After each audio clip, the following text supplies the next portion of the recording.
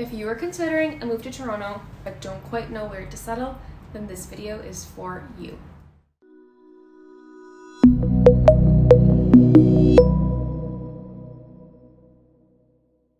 Toronto is one of the greatest cities in the world, and a ton of people have relocated here for so many reasons. Toronto has several neighborhoods and communities that are really great for everyone, whether you are looking to raise a family, move alone, or relocate for work. I want you to avoid moving to a neighborhood that doesn't quite feel like home. Hey everybody, welcome to my channel. I'm Vanessa Papania. I'm a real estate agent with eXp Realty based here in Toronto, and I put up videos every week to give you updates on the Toronto market. So if you would like to get in touch with me to learn more about different communities or anything about the Toronto market, my contact information is listed below. You can follow me on social, and you can even book a direct meeting with me. And please make sure that you subscribe to my channel so that you don't miss another video and you always know what's happening here in the Toronto market. Before I get started, if you want a copy of my Toronto relocation guide that breaks down all of the amenities, buildings, features, and communities here in Toronto, drop your information below in the comments and I will gladly send you a copy absolutely free. So, where to live in Toronto does depend on your preferences and your lifestyle, but let's begin with the neighborhoods in Toronto's West End. First up, we have the Annex. The Annex is a hub for young professionals. The main University of Toronto campus is at the southeast end of the neighborhood, while the Annex itself is a combination of leafy, beautiful streets with old houses and pubs and eateries that are friendly to the student budget. It is by no means a student-only area though. The strip on Bloor has seen a ton of new businesses move in over the last few years to make this a really attractive area for residents of any age group or background. With Christie Pitts Park just to the west and Casa Loma just to the north, plus super close to 3 major transit stops, the Annex is a really sweet place to be. Number 2 is Kensington. There is a fiercely independent spirit to Kensington, which sets it apart as one of Toronto's most unique and iconic neighborhoods. Kensington Market definitely has a bohemian feel and is home to all kinds of thrift stores, bookshops, cafes, quirky bars, and fresh food outlets. Kensington is easily accessible to the downtown core as well for an added bonus. Number 3 is Little Italy. Nearby Kensington is a little bit of a calmer neighborhood with some really charming streets.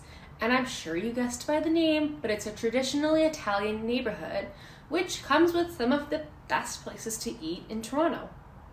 It is one of the most exciting Toronto neighborhoods to call home, and it also has direct streetcar access.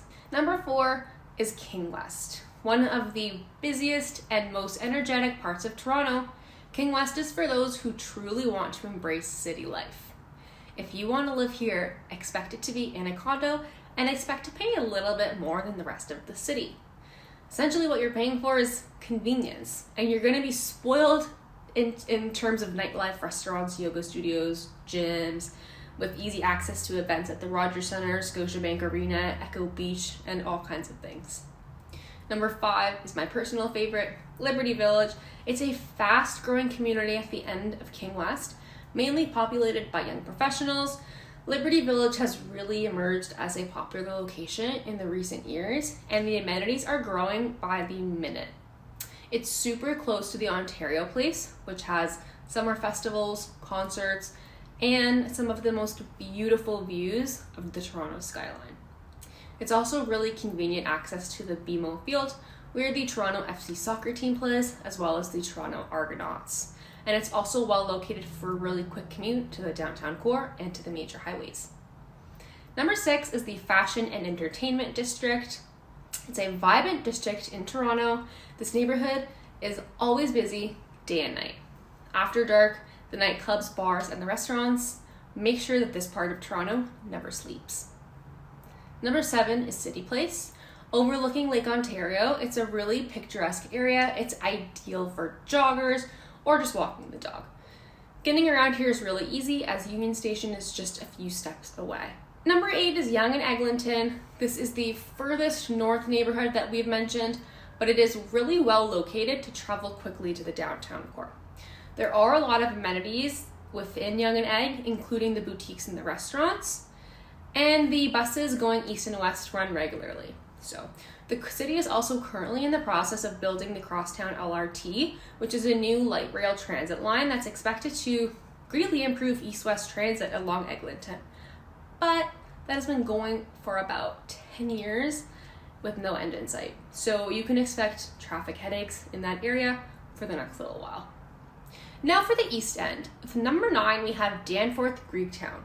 Like many other neighborhoods in the East End, Danforth Greektown is one of the safest and the most family-friendly neighborhoods in Toronto. The area is home to plenty of restaurants, while the bar scene is also somewhat more low-key than the West End or the downtown core. With number 10, Leslieville comes in as the cool part of the East End. Leslieville, like Queen West, is a haven for creative types, and it's filled with independent shops, bars, and restaurants to cater to all of the niche interests. It's also a very family-friendly neighborhood, and it has direct access to main transit lines. Number 11 is The Village, based around Church and Wellesley. The Village is the heart of Toronto's LGBT community. There are tons of bars and nightclubs that line the streets, so it's a really lively place to live. The TTC does not have a bus route that goes down Church Street, but it's just a super quick walk over to Yonge where you can get on the subway. Number 12 is Riverdale. Riverdale is a relaxed residential part of the East End, and it's lined with Victorian and Edwardian style homes, and Riverdale Park, which is a hive for activity in the summer months. The park has softball games with running clubs, always making use of the area. If you're looking for relaxation, Riverdale Park is an amazing spot to sit on the grassy banks, just taking in the amazing views of the skyline. And there you have it. That is the list of my favorite neighborhoods here in Toronto. I hope that you found value and that it helps you feel a little bit more confident in your move. Make sure to like, comment, and subscribe to my channel, and we'll see you guys next time.